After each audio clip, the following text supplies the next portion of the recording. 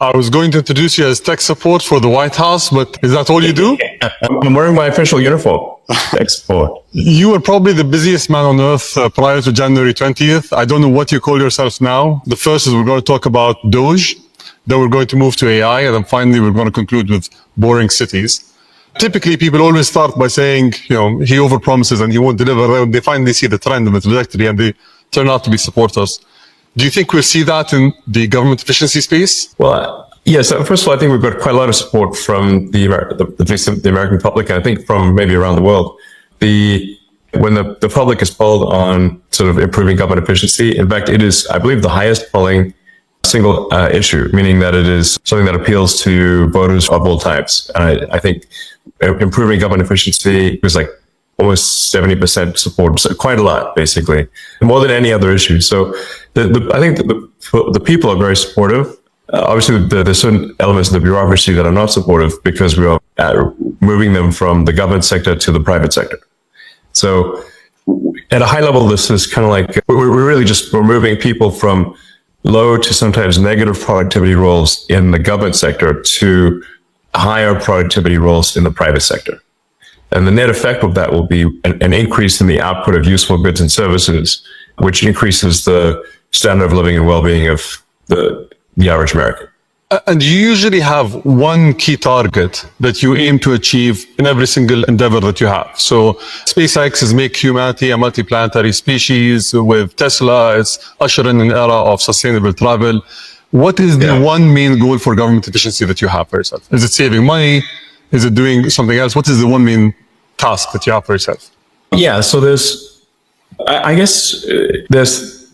few ways to describe it, but the actions end up being the same, which is like reducing the size of government and making the government much more accountable to the people, I think is going to lead to a better outcome for the people. What I've said is that we really have here a rule of the bureaucracy as opposed to rule of the people, democracy. So we want to restore rule of the people. And so what that means is reducing the size of the federal government, basically reducing regulation.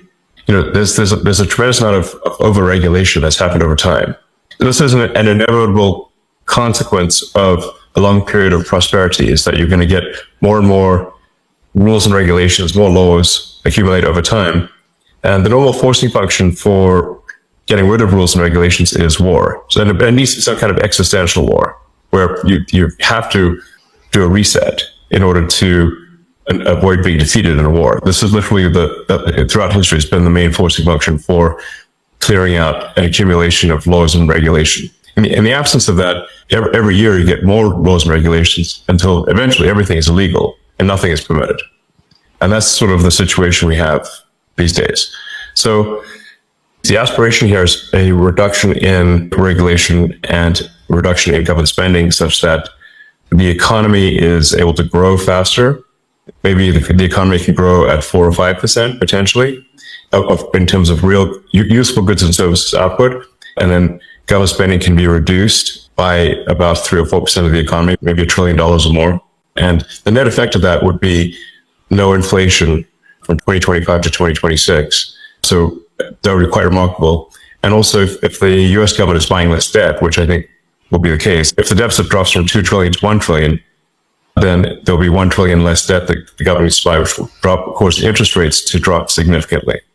And that means people's mortgage payments, car payments, credit card payments, student loans, whatever debt they have, their debt payments will be less. So I think this is something that will benefit the average American. I think some of the things we're doing also will be hopefully helpful to other countries, because with the new administration, there's less interest in interfering with the affairs of other countries. I think a lot of the times the United States has been kind of pushy in international affairs, which may resonate with a number of members of the audience. And I think we should, in general, leave other countries to their own business. And basically, America should mind its own business rather than push for regime change all over the place. So I think this is probably a good thing for other countries too. So instead of waiting for a war to happen, you went to war against the bureaucracy in the government. Yes, we're essentially just with the, support and direction of President Trump. We are reducing the size of the bureaucracy, getting rid of excess regulatory regulations. And there's also so many agencies and regulatory authorities that they actually step on each other's feet. It's kind of like having a sports game where there are too many referees on the field, like more referees than players at times. Now, that would be a silly game if the players can't pass the ball without hitting a referee. But it's kind of getting to that point in the U.S. So there's roughly 450 federal agencies of one kind or another. That's more agencies. That's almost an average of 2 agencies per year since the formation of the United States. So, I mean, how many agencies do you really need to run a country? Not 450, that's for sure. And how do you guarantee that all the incredible achievements that you aim to have in terms of savings, in terms of impacting the lives of the American people, are not going to be reversed in 4 years? Typically, the cycle gets reversed every 4 years. Do you think it's going to be so impactful that it won't be reversed? Is there any ways that you can ensure that the progress is going to be continuous? Well, I think we do need to delete entire agencies as opposed to leave part of them behind. Because if you leave part of them behind, it's easy. It's kind of like leaving a weed. If you don't remove the roots of the weed, then it's easy for the weed to grow back. But if you remove the roots of the weed, it doesn't stop weeds from ever growing back, but it makes it harder. So we have to really delete entire agencies, many of them. Bureaucracy in some new administration, but it'll be from a much lower baseline. So it's a step in the right direction. I think the overarching goal here is to lay the foundation for prosperity that will last many decades, maybe centuries. Nothing's forever, but I think we can strengthen the foundations of the United States substantially. And what lessons can other governments learn from the US? You say tech support on your shirt. Is that only technology, or is there other things? How do you approach efficiency? Well, a shocking percentage of the problem, well, maybe it's not shocking for those who know it, but a big percentage of the problem is improving the technology that the government runs on. So the US government runs on a collection of thousands of computers, many of them antiquated, running very old software, and the computers don't talk to each other. In order to make the government more efficient, you have to improve the technology. You may have read about the example I used recently with when President Trump was signing one of the Doge executive orders of the difficulty of U.S. government workers retiring. Like the maximum retirement rate is $10,000 a month. And the reason for that is because the retirement is entirely paperwork right now. It's manually calculated paperwork that's put in an envelope and then taken down a mine shaft and stored in a mine. And then one of the things that affects the rate at which federal workers can retire is the speed of the elevator in a mine in Pennsylvania, which is bizarre because it should be digital, So then when we said, well, why isn't it digital? They said, well, we have had a digitization program going since 2014. So then we asked, well, so how much progress have you made? And they said, B. You mean you're giving yourself a grade of B? No, we're on the letter B. So we're like, okay, we're going to need to really provide some tech support here. Otherwise, literally, people can't even retire, even if they want to. It's pretty bad. There's a lot of software systems that need to be updated and fixed, in some cases deleted. A lot of things that should be automated. I mean, in terms of the number of, say, U.S. citizens that are operating the mine, it's about 1,000 people are working on this mine. They should be working on producing goods and services that are of much higher value to the public, So, I mean, really, even if somebody just grew tomatoes in their garden and sold them at the farmer's market, that would be more useful than carrying manila envelopes down a mine shaft. Safe to say. A lot of the stuff is like that. It's not that any one thing is particularly difficult, but there are 10,000 things that need to be improved. So it's efficiency through innovation rather than efficiency through austerity and cost cutting specifically, right? So you're trying to do both at the same time, maybe focus more on tech support than cutting costs? Well, by improving the technology, the costs do reduce. So, it's very expensive to have 1,000 people operate a mine with doing paper retirement, whereas that really should just be digitized and be a computer that's with the information stored in the cloud. And it's very straightforward and low cost. So automation, will help there a lot. And then, but like a lot of things just really shouldn't exist. There are kind of vestigial. You know, a lot of attention has been on the sort of USAID, for example. You know, when we looked at a lot of those programs, we're like, we should like, look, why does this actually exist? Is there really a need for it? You know, there's like National Endowment for Democracy, but I'm like, okay, well, how much democracy have they achieved lately? You know, I don't know, not much. So, you know, the picture they have on their website is a picture of Reagan and Gorbachev. That's been a while, you know, that was like the 80s. So I'm obviously not opposed to democracy, or, you know, there's all these things that get funded, but we're like, why does this need taxpayer money? I don't think, it doesn't seem like it does. You know, there's a lot of sort of pushing DEI worldwide. You know, this obviously the Trump administration doesn't agree with, and we want to terminate that stuff, which we are. And, you know, make sure the schools focus on improving basic education of kids. As President Trump said, I think yesterday, maybe today, the United States is currently ranked 40th out of 40 in the OECD for education, which is pretty bad. But in terms of spending, the United States is spending a tremendous amount per student, but achieving very weak results. So, you know, that's just a case where, okay, we need to spend less money and get better results. It's like a big company, like a big corporation, American Incorporated. And, you know, just like with Twitter, there was a lot of stuff that was being done that was unnecessary. You know, in the case of Twitter, we reduced the staff by 80%, but at the same time, improved the functionality and capabilities of the site dramatically, and accomplished more in a year than they previously accomplished in 5 years. So it's like a corporate turnaround, but at a much larger scale. And we're giving generous exit packages. If people retire, they get paid all the way through September. They can go on vacation, get a second job, do whatever they want. We can't actually pay them any more than through September because the congressional appropriation is only through the end of the government financial year, which ends in September. So I think there'll be like some disruption, but at the end of the day, we'll have people move from, like I said, from low to negative productivity roles in the government sector to higher productivity roles in the private sector.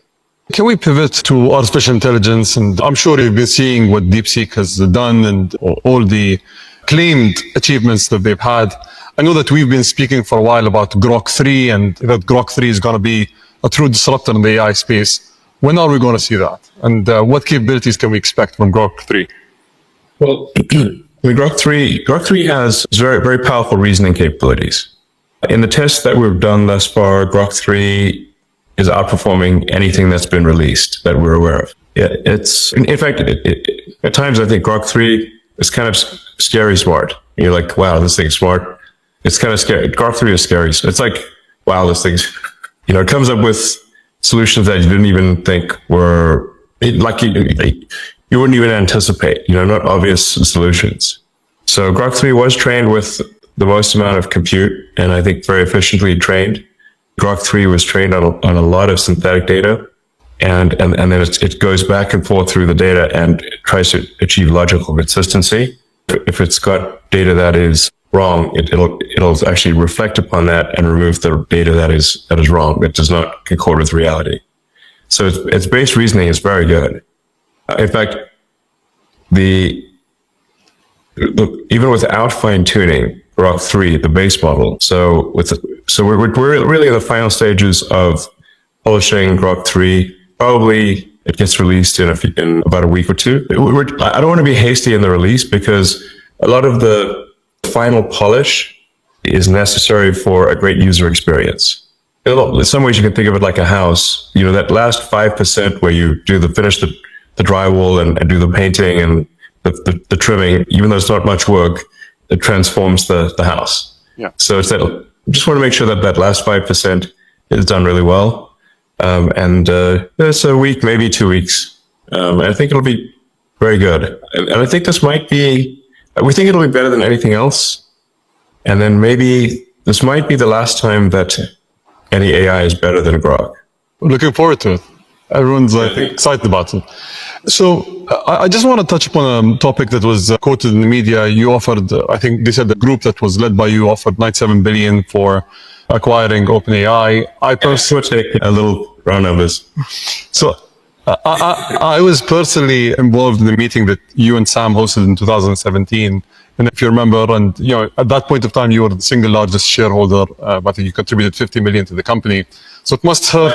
don't have any shares, actually. I have no shares in OpenAI. But at that time, it was a non-profit, right? And it must hurt that you need to pay 97 billion for something that you paid $50 million for in the past. Yeah. But I have a specific question here. Can you actually build a company like OpenAI and take it to the scale that you want to take as a non-profit? Is it possible that you build a company that requires billions of dollars in compute capabilities to build these models while being a non-profit? Or was it wishful thinking in the beginning and then, you guys parted ways because it couldn't work? What they're trying to do now is completely delete the non-profit. That seems to really going too far. I provided all of the funding for OpenAI at the beginning. So the first almost $50 million for nothing as a non-profit. And it was meant to be open source. I think this is analogous to if you fund a non-profit to preserve the Amazon rainforest, but instead they turn it into a lumber company and chop down the trees and sell them for wood. You'd be like, wait a second, that's the exact opposite of what I donated the money for. So OpenAI is meant to be open source, non-profit, and now it is closed. They changed the name to closed for maximum profit AI. Closed for voracious profit. I mean, they're like, whoa, are they after money next level? So why does this change need to occur? Well, I know that you've been at the forefront of many technologies. Where do you think the biggest economic returns of these models are going to come from? Because currently we're spending billions, and I think you mentioned this before, it's like the gambler syndrome. We're going and spending billions and hoping to pull out a profit at the end of the day.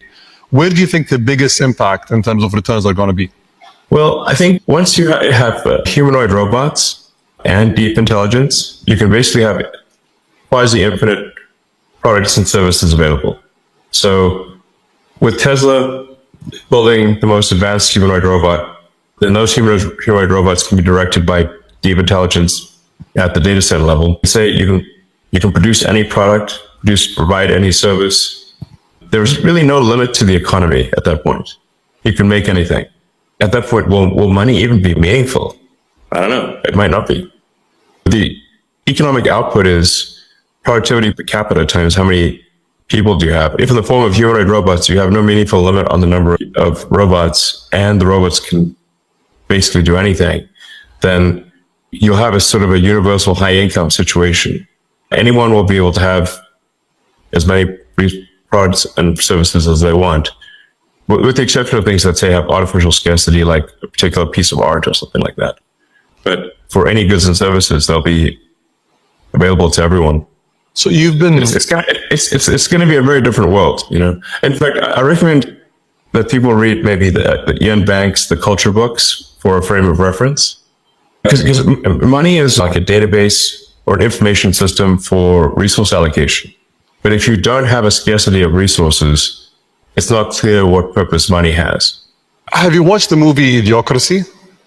Yes. How do you guarantee that we don't end up in that world if we don't need money, if AI can think for us and do all these tasks, if as people, we're dependent on something else to run the society and everything around it?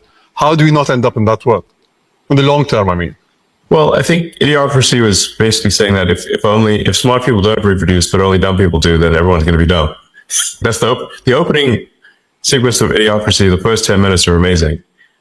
And I hear people unironically say the statements that are said in the opening sequence of Idiocracy, where, they're too busy with their careers to have kids, and they keep postponing having kids for their careers until they're too old to have kids, and then they don't have kids. And I've heard many people be like that. So yeah, I mean, I don't know. I think we might be headed to a bimodal human intelligence distribution, where there's a small number. It's kind of maybe like more like Brave New World, Aldous Huxley, where you've got sort of a small group of very smart humans, but then maybe the average intelligence drifts lower over time, potentially, because we have assortative mating, in the last few decades or several decades that did not exist before. So, but human intelligence, I think, will be dwarfed by machine intelligence. I'm not sure how to feel about that, except that it'll be inevitable that at some point human intelligence will be a very small fraction of total intelligence. Digital intelligence will be more than 99% of all intelligence in the future. So hopefully the computers are nice to us. I think it matters like how we bring up AI, because you can think of AI like a super genius child, but it still matters even if you have a super genius child. Like, what sort of values do we instill in that child? What do you say that teach that? How do you, as a child's growing up, what values do you teach the child? And something that I think is extremely important is to be maximally truth-seeking. I think that's what's the most important thing for AI safety. I think it's to be maximally truth-seeking. And I think also curiosity is important. And I think if it's curious and truth-seeking, it will foster humanity, because it will be curious about how humanity would develop. So I think that if it's curious, it would be curious about, okay, let's see how the humans do. Let's foster their development. And if it's truth-seeking, we can avoid dystopian outcomes. Like, an example being like, say, when Google Gemini was programmed to make every output be diverse, even if it didn't match reality, so like it was asked to produce an image of the founding fathers of the United States, and instead produced an image of a group of diverse women, which is factually untrue, But the problem is, like, if hypothetically an AI is designed for DEI, diversity at all costs, it could decide that there are too many men in power and execute them.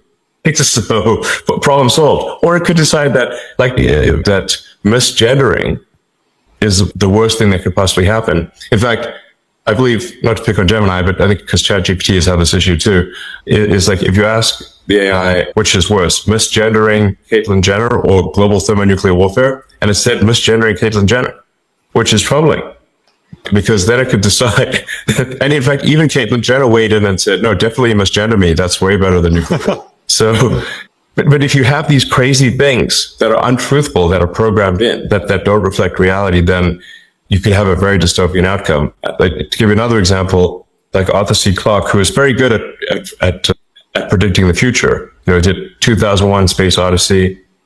Many of the things he predicted, in fact, I think almost all the things he predicted came true. And one of the things he was trying to say in 2001: Space Odyssey was that you should not teach AIs to lie. So the reason that, if anyone's watched that movie, the reason it wouldn't open the pod bay doors to let the astronaut back in was because the AI had been told to take the astronauts to the monolith, this alien artifact, but also that they could not know about the monolith. So it came to the conclusion that it must take them there dead. And so that's why it wouldn't open the pod bay doors. The lesson there is very important for AIs to be truth maximizing. Let's hope it doesn't come to that. Yes. Let's move to a boring subject, which is the Boring Company and the boring tunnels. Quickly, I think the world has been inspired by what you guys were able to create in LA, and I think there's a lot of promise to that technology. But there are questions about whether it's safe in the case of an earthquake, whether it's cost effective, whether countries should actually adopt this technology. Can you? So one of the safest places you can be in an earthquake is an underground tunnel, because the earthquakes are largely a surface. Apart from where they shear, they're mostly a surface phenomenon. So they're like the waves on the surface. So like being in a tunnel is like being in a submarine. Even if there's a storm above you, the waters are calm as a submarine. And in fact, when there have been massive earthquakes, like there was a few decades ago, a massive earthquake in Mexico City, the safest place to go was the subway. If there is global thermonuclear warfare, you really want some tunnels. Underground's a good place to be, if in a worst case scenario for global thermonuclear warfare. On a more everyday note, what's really useful about the tunnels is alleviating traffic in congested areas. So obviously, if you've got very tall buildings, but you have that are 3D, so they're going 3D up, but you have a road surface which is 2D, you're just naturally going to have a problem where people try to go from the 3D object, which is the building, to the 2D object, which is the road surface. There's obviously just not going to be enough room on the roads, and that's exactly why you have traffic. So the solution for that is then to make roads 3D as well. Now you can either make transport 3D, so you can either do that with flying cars, or you could do, really helicopters, or you could do that with tunnels. Now the challenge with doing it with going above ground or with any kind of flying object is that they tend to be very noisy and they generate a lot of wind force. And you've got things flying over your head all the time, which can be disconcerting. If one of these things drops a hubcap on your head one day, these things are like things that flying things tend to crash once in a while, and people don't like things crashing on them. And then if you have bad weather, like let's say there's a blizzard or a sandstorm or something, well, now nobody can fly. So then transport shuts down. On the other hand, none of these problems exist with underground travel. So tunnels are immune to weather. They don't care what the weather is. It can be the worst weather. It doesn't matter. Nothing's going to fall on you because you're underground. There's no wind force and it's very quiet. I think going 3D underground is much better than 3D above ground for solving traffic in cities. We have a demonstrated case of this in Las Vegas. People who can try out the Boring Company tunnels in Las Vegas. We're busy connecting the whole city with all of the big hotels and the convention center and the airport and everything. So I don't think they need to fly all the way there. In 2017, you came here and the UAE was the first place in the Middle East where Tesla was launched. And I think it's done exceptionally well. And on that note, I think we have an announcement today that we both want to share, which is today we're going to announce the joint project of Dubai Loop, which is a loop project that is going to cover Dubai's most densely populated areas for people to go from point to point in a seamless manner. So thank you for your partnership. And well, thank you. We hope it changes people's lives. That'll be cool. I think it'll be very exciting. I think once people try it out, they'll be like, wow, this is really cool. And it's going to seem so obvious in retrospect, but until you do it, you don't know. So it's going to be great. It's going to be like a wormhole, like you just wormhole from one part of the city, boom, and you're out in another part of the city, and it's great. So I'm looking forward to this partnership. We're going to join the first trip and the first pod when the project is completed. Thank you, Elon. All right, thank you very much.